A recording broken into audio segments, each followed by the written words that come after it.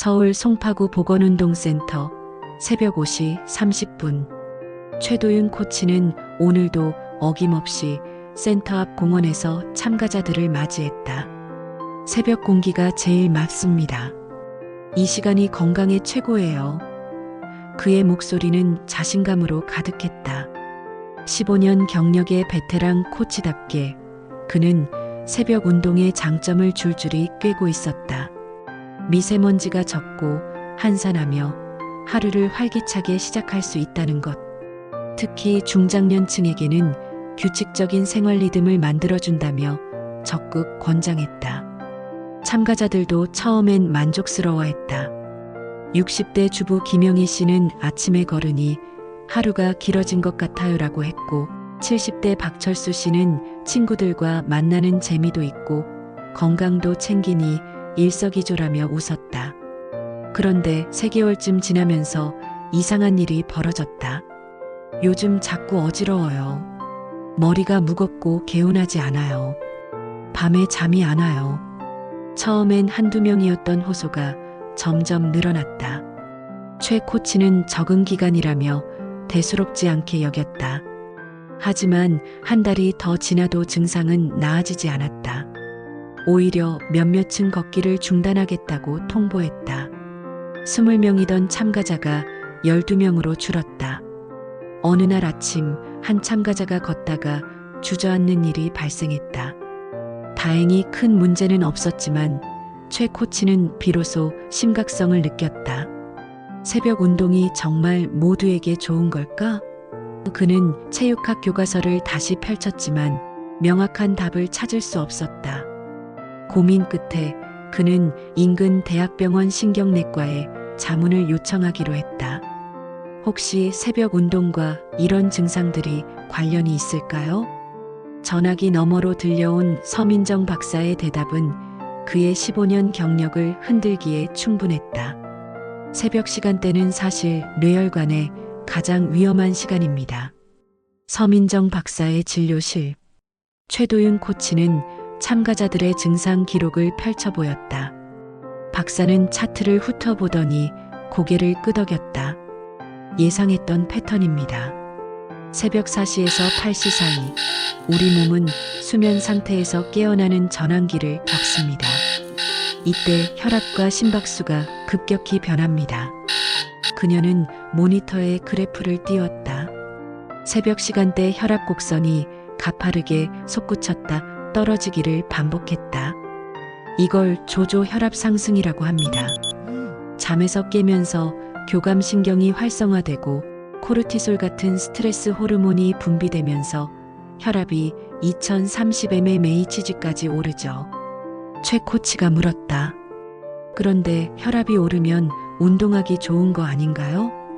그게 함정입니다. 박사는 단호하게 말했다. 불안정하게 높아진 상태에서 운동으로 추가 자극을 주면 뇌혈관이 급격히 팽창하고 수축합니다. 특히 중장년층은 혈관 탄력이 떨어진 상태라 미세 손상이 누적될 수 있어요. 그녀는 CT 영상 2장을 비교해 보였다. 이 환자는 5년간 새벽 운동을 했습니다. 이쪽 백질 부분 보이시죠? 미세한 뇌경색 흔적들입니다. 본인은 증상을 못 느꼈지만 축적되면 치매 위험이 높아집니다. 최 코치는 등골이 서늘해졌다. 그럼 새벽에는 절대 걸으면 안 됩니까? 젊고 건강하다면 괜찮습니다. 하지만 50대 이상, 특히 고혈압 당뇨 병력이 있다면 피해야 합니다. 겨울철엔 더 위험하죠. 찬 공기가 혈관을 수축시키니까요. 서 박사는 국제학술지 논문 하나를 꺼냈다. 2019년 일본 연구팀이 7만 명을 추적 조사한 결과입니다. 새벽 운동군이 오전 중반 운동군보다 뇌졸중 발생률이 1.4배 높았어요. 통계적으로 유의미한 차이였습니다. 그녀는 마지막으로 경고했다. 어지럼, 두통, 불면은 초기 신호입니다. 뇌가 이 시간은 힘들다고 보내는 SOS예요. 무시하고 계속하면 돌이킬 수 없는 손상으로 이어질 수 있습니다. 진료실을 나서는 최 코치의 손에는 뇌혈관 건강을 위한 운동 시간대 자료가 들려 있었다. 그의 머릿속엔 한 가지 생각만 맴돌았다. 나는 15년간 무엇을 가르쳐 온 걸까? 정혜수 씨 69세는 센터에서 가장 성실한 참가자였다. 20년간 단 하루도 빠지지 않고 새벽 5시에 일어나 한강변을 걸었다. 새벽 운동이 내 건강 비결이라고 자랑하던 그였다. 하지만 작년 가을부터 이상 신호가 나타났다. 걷다가 갑자기 시야가 흐려지고 바닥이 기울어지는 느낌이 들었다. 처음엔 나이 탓이라 여겼다. 그러나 증상은 점점 잦아졌고 급기야 걷던 중 벤치에 주저앉는 일까지 벌어졌다. 병원을 찾은 정 씨에게 의사는 물었다. 운동은 언제 하십니까? 새벽 5시요. 20년째 그래왔습니다. 의사는 고개를 저었다. 당장 시간을 바꾸세요. 오전 9시 이후로요. 정 씨는 반신반의했다. 20년 습관을 바꾼다는 게 쉽지 않았다. 하지만 가족들의 설득으로 걷는 시간을 오전 9시로 옮겼다. 놀라운 일이 일어났다. 2주 만에 어지럼이 절반으로 줄었고 한 달 후엔 완전히 사라졌다. 처음엔 안 믿었어요. 시간만 바꿨을 뿐인데 이렇게 달라질 줄은. 정 씨는 지금도 신기해한다. 9시에 걸으니 몸이 가볍고 머리도 맑아요. 왜 진작 몰랐을까 싶어요. 오은자 씨 71세의 경우는 달랐다. 그녀는 새벽이 아닌 점심 직후에 걸었다. 식후 운동이 소화에 좋다는 말을 믿었기 때문이다. 하지만 걸을 때마다 머리가 지끈거리고 숨이 찼다. 최 코치의 권유로 병원 검사를 받은 오 씨. 의사는 식후 바로 운동하면 혈액이 소화기관에 집중된 상태라 뇌로 가는 혈류가 부족해진다고 설명했다. 특히 당뇨가 있는 오 씨는 식후 혈당이 급격히 오르는데 이때 운동까지 하면 뇌에 이중 부담이 된다는 것이었다. 오 씨는 걷는 시간을 오후 4시로 바꿨다. 식사 후 충분히 시간을 두고 몸이 안정된 상태에서 운동하기로 한 것이다. 두통이 거짓말처럼 사라졌어요. 걷고 나서도 개운하고요. 이제야 진짜 운동하는 기분이 듭니다. 두 사람의 변화는 센터 참가자들 사이에 빠르게 퍼졌다. 새벽 운동을 고집하던 사람들도 하나둘 시간을 조정하기 시작했다. 73세 김명자 씨는 오전 10시로, 65세 이상훈 씨는 오후 5시로 바꿨다. 모두 비슷한 경험을 했다. 몸이 훨씬 편해졌다고. 최 코치는 변화의 현장을 지켜보며 깨달았다. 단순히 열심히가 아니라 제대로 해야 한다는 것을. 20년, 30년의 습관도 잘못됐다면 바꿔야 한다는 것을. 정 씨의 말이 그의 가슴에 박혔다. 건강은 시간과의 싸움이더군요. 맞는 시간에 해야 약이지 틀린 시간에 하면 독입니다.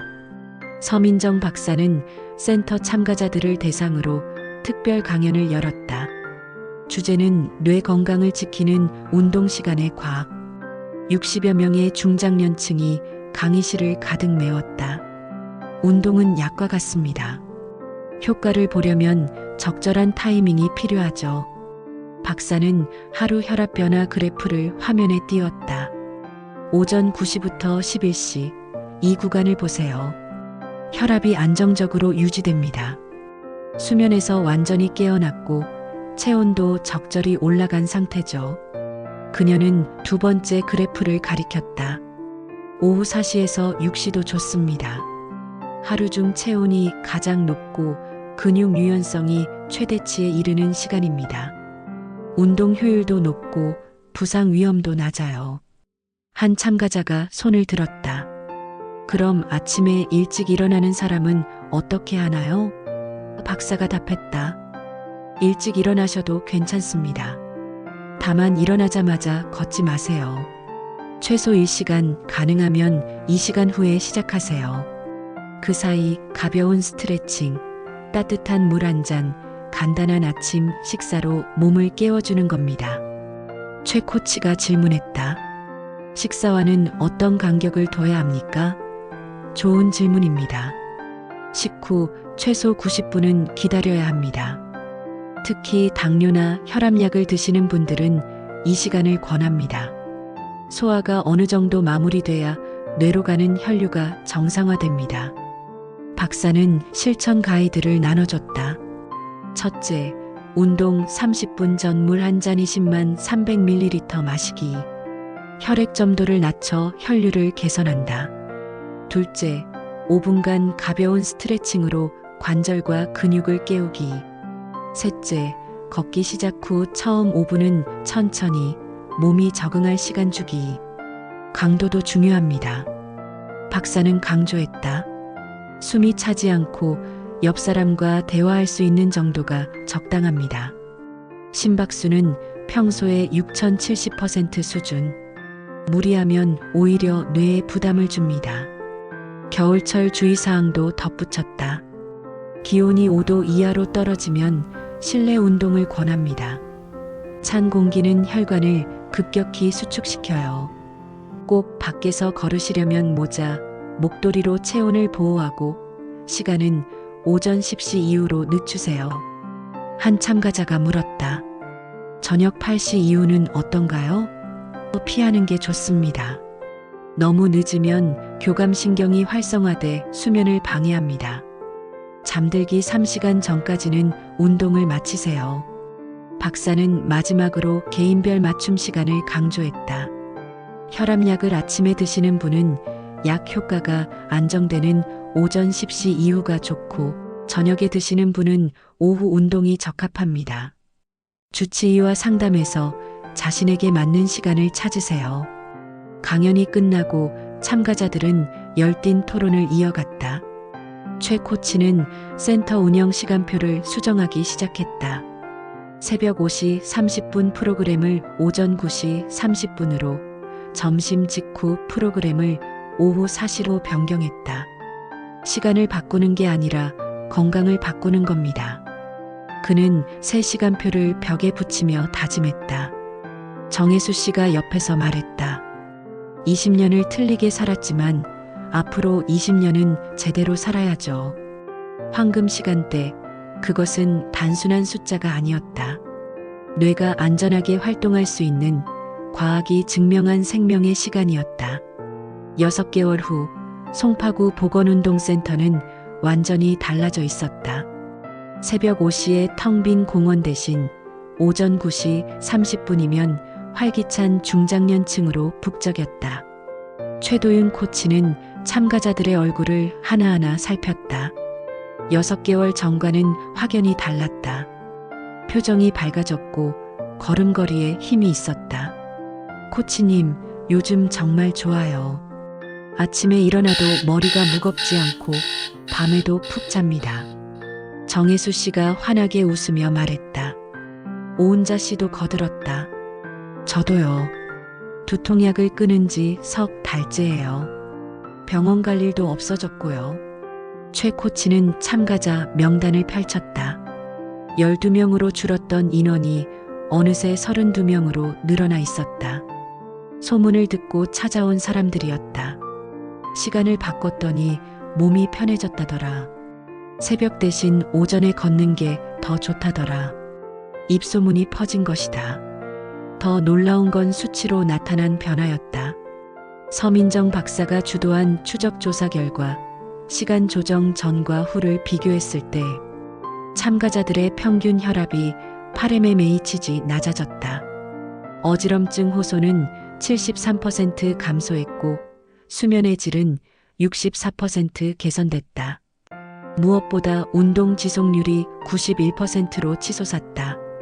숫자가 거짓말을 하지 않네요. 최 코치는 결과 보고서를 보며 감회에 젖었다.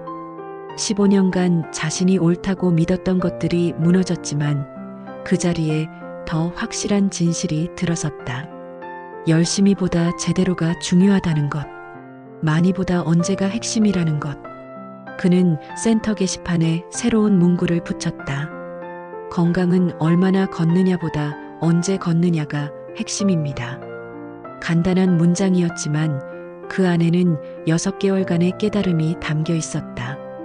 어느 날 오후 새로 가입한 참가자 한 명이 물었다. 코치님, 전 평생 새벽에 걸었는데 괜찮았거든요. 꼭 시간을 바꿔야 하나요? 예전에 최 코치였다면 새벽도 좋습니다라고 답했을 것이다. 하지만 지금은 달랐다. 괜찮으셨다면 다행입니다. 하지만 증상이 없다고 안전한 건 아닙니다. 뇌 손상은 조용히 쌓이거든요. 정혜수 씨도 20년간 괜찮다고 생각했지만 결국 문제가 생겼어요. 예방이 치료보다 쉽습니다. 그는 덧붙였다. 시간을 바꾸는 건 어렵지 않습니다. 하루 중 몇 시간만 조정하면 돼요. 하지만 그 몇 시간의 차이가 10년, 20년 후 당신의 뇌를 지킬 수도 해칠 수도 있습니다. 선택은 당신의 몫이지만 제 경험상 바꾸는 게 낫습니다. 참가자는 고개를 끄덕이며 등록서에 오전 10시 반그룹이라고 적었다. 저녁 최 코치는 일지를 정리하며 썼다. 오늘로 프로그램 개편 6개월째. 새벽 5시 30분 프로그램은 완전히 폐지했다. 대신 오전 9시 30분, 오후 4시 두 타임으로 운영 중. 참가자 만족도 95%, 재등록률 88%. 무엇보다 어지럼, 두통 호소 사례가 제로에 가깝다. 그는 펜을 놓고 창밖을 바라봤다. 해가 뉘엿뉘엿 지고 있었다. 오후 4시 그룹 참가자들이 웃으며 걷는 모습이 보였다. 71세 오은자 씨가 손을 흔들었다. 최 코치도 손을 흔들어 답했다. 시간의 힘. 그는 중얼거렸다. 하루는 똑같이 24시간이지만 그 안에서 언제를 선택하느냐에 따라 삶의 질이 달라진다. 건강이 달라진다. 뇌가 달라진다. 단 몇 시간의 차이가 수십 년의 미래를 바꾼다. 최도윤 코치는 15년 경력을 뒤집을 용기를 냈다. 그리고 그 용기는 수십 명의 뇌를 지켰다. 이제 그는 확신한다. 진짜 전문가는 고집을 버릴 줄 아는 사람이라고. 과학 앞에서 겸손할 줄 아는 사람이라고. 새벽의 신화는 끝났다. 이제 황금 시간대의 시대가 시작됐다. 그리고 그 시간 속에서 오늘도 누군가의 뇌는 조용히 보호받고 있다.